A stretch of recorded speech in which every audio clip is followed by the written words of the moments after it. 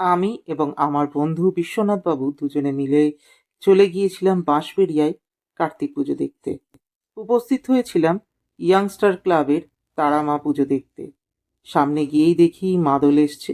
যাই হোক, সেগুলো দেখে প্যান্ডেলের মধ্যে প্রবেশ করলাম।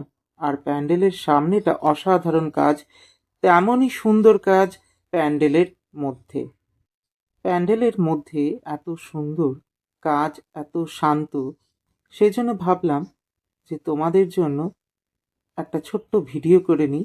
আমি যেভাবে সৌন্দর্য উপভোগ করছি, তোমরাও প্যান্ডেল এবং প্রতিমার সৌন্দর্য এই ভিডিওর মাধ্যমে উপভোগ করো।